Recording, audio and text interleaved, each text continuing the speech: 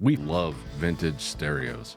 The sound, the look, the feel, the history, everything. Vintage stereo equipment has a soul to it. All these years of playing incredible music, I like to think got baked into every single piece. But with all those great things that we love, it definitely has a dark side. These are the 7 things we absolutely hate about this equipment. This video is brought to you by skylabsaudio.com, t-shirts, hats, vinyl records, and more. Thank you for watching and supporting our small business in West Des Moines, Iowa. Thanks.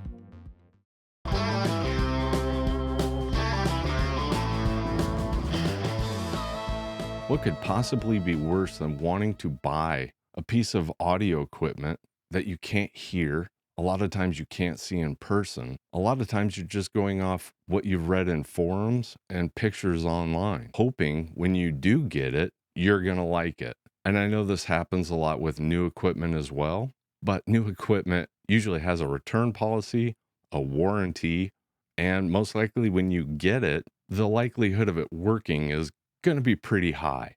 Not to mention all the components on the inside of a piece of new equipment being brand new, they're all going to sound the same. So if you were able to hear it in person and you later buy one, chances are good it's going to sound exactly the same. With 40-plus-year-old equipment, all the components on the inside have most likely drifted. They might not even be to spec. A lot of times we're buying these pieces blind. And then there's a problem of even if you do go over to somebody's house, you audition the equipment, there's a chance that there could be issues that only show up after a few hours of running the unit. Most people don't go over to somebody's house and listen to the phono section for an hour or really stress test a lot of these pieces. We've had receivers that until they run for a few hours, they sound great. And then after they run for a little bit, you'll have a component on the inside that once it warms up, it starts getting distorted. We've had speakers that unless you play the right frequency, you wouldn't know there was an issue with one of the drivers. It's not that uncommon to have a turntable that'll have a bad connection somewhere, and if you get it in the right spot where you wiggle the RCA cables, all of a sudden you start having dropouts. But it's only every once in a while, and it might depend on astrology. For some reason, every time we use the microwave, the left channel on my turntable cuts out. You know what that is? A lot of times you're not even able to test the equipment. There's been several times where I've driven multiple hours to meet with somebody that's selling a piece of equipment, and I'm literally buying it out of a parking lot. There's no electricity. There's no way to test it. It's a gamble. You're going off their word. I've also been to some pretty shady houses that people offered for me to audition the equipment. I didn't want to be there any longer than I had to be. I don't want to sit around and pet your iguana. I don't want to be your buddy and watch Pink Floyd The Wall. If it doesn't work when I get home, that's a risk I'm going to take.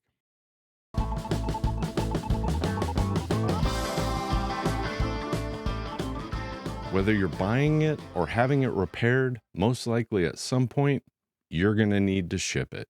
And when you're talking about 60-pound, 50-year-old pieces of electronics, it's definitely a gamble, even if you pack it for war, that it is going to arrive at the destination without more problems. I mean, really, shipping anything these days is a gamble, but 50-year-old electronics? No thanks. With a lot of receivers, these are very heavy that have 50-year-old solder connections. These boards are so fragile, they can develop hairline cracks. Getting knocked around can cause some of those solder joints to go bad. A lot of the internal wiring that's connected by a wrap, a lot of that wire is very brittle, and it doesn't take much for it to snap. We've had receivers with bent knobs, broken glass, smashed faceplates, bent chassis. We've had speakers show up that the magnet for the woofer is rolling around in the bottom of the cabinet. It literally dislodged itself. Turntables are usually the most likely to get destroyed in shipping. We've seen it several times where the platter comes off the turntable and just becomes a wrecking ball, literally destroying the turntable. Bent tone arms, destroyed dust covers. Some people leave the cartridge and head shell right on the tone arm and don't even bother to secure it. You really need to know what you're doing if you're going to ship a turntable, and I don't think a lot of people even think about it. And you might think, well, just insure it. That way there's no problem. It's not as easy as you think. A lot of times the insurance company wants you to get an estimate to see how much it's going to cost to fix it. And if you're lucky enough to have a tech that will give you an estimate, a lot of times they're a couple months behind just to look at it and get you an estimate. I think shipping vintage electronics is the most hated thing about them. It sucks. It just does.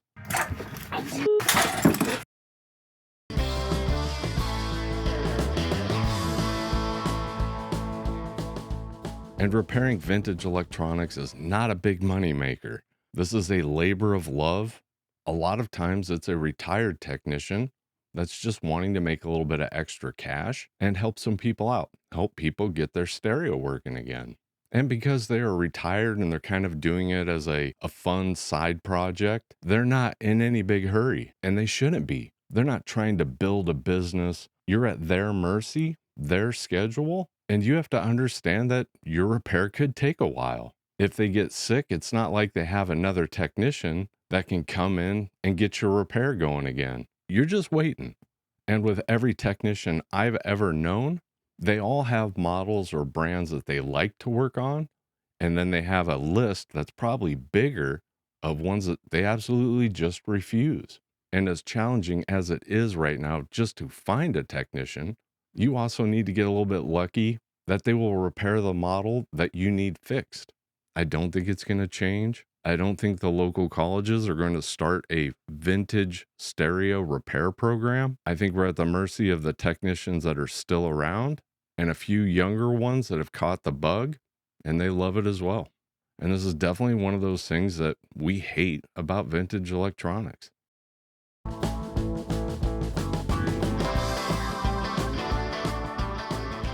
And selling this equipment is no walk in the park either. You've got high costs with selling online, eBay, Reverb. You've got to package it up. You've got to ship it. You've got to hope that they're not a part swapper, meaning they're going to get your working piece of equipment, take the good part out of it they need, and then put in a request to eBay that it doesn't work because it does happen. If you're selling it locally, you've got shady people coming by, listening to your stereo at really loud levels. Worst case scenario, they're casing the place out. And then you've got what I call sport hagglers. These people just want to haggle. That's all they want to do. They love it. They will take 2 or 3 hours of your evening going back and forth on an item that you've got listed for $100. It's very annoying. It's very time consuming. And half the time, it seems like they have no intention of even coming over and looking at your item. And if you sold anything locally on Craigslist or Facebook, you've had somebody no show on you. You rearrange your day or your plans so that you're home so they can come over and see this piece of equipment. 15 minutes later, after they're supposed to be there, you realize you're wasting your time.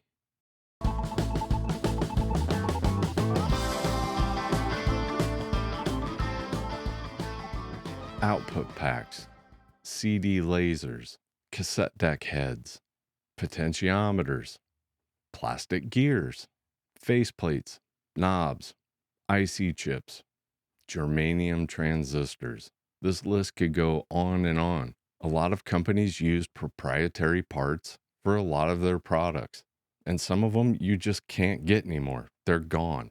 I've had a lot of really nice pieces of equipment that were waiting on one little part, and I might have had a safe search on eBay for a couple years before I just decided to part out the rest of it because there's so many people wanting that one part, hoping they can find one that's in good working condition and can get their expensive piece of gear working again. And 3D printing has really saved a lot of pieces from being unrepairable, but there's still a lot of parts and pieces that are never going to get remade because they're so niche and because it would require so much to make them again. Some pieces are just doomed and it sucks. It's too bad.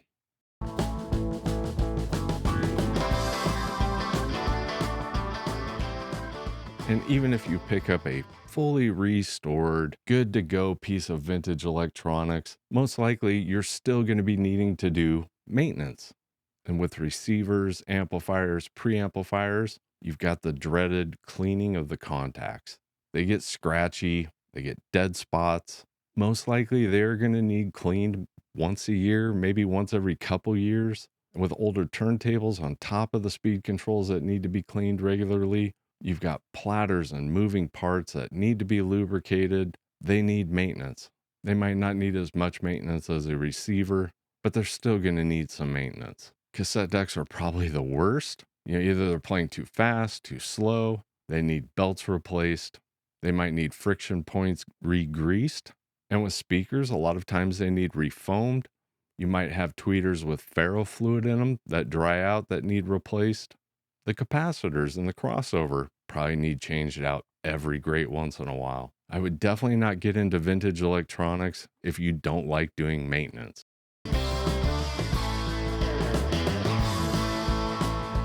And to say they haven't improved the way that we connect all of our different pieces of equipment together hasn't improved over the years would be a really big understatement.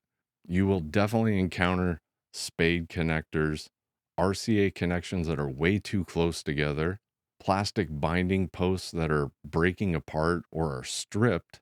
You've got spring-loaded terminals that have no spring to them. You've got really nice big speakers that have tiny holes that you can only put a 22 gauge speaker wire into.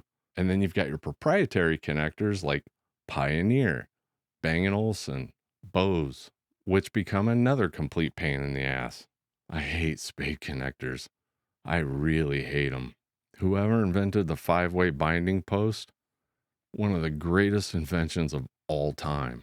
Like I've said before, vintage stereo equipment is not for everybody. It's really not. I have talked several people out of buying a vintage piece of stereo equipment in this shop because I really didn't think it was what was best for them. And hopefully I did that with tact and didn't offend them. But there are just a lot of things you need to know before you pick up a piece of stereo equipment. And with vintage, there's a lot more. For somebody living in a really remote area that doesn't own a screwdriver, doesn't like doing maintenance, wants a piece of stereo equipment to be bulletproof? Nope. You need to buy new, and you need to buy something with a really good warranty.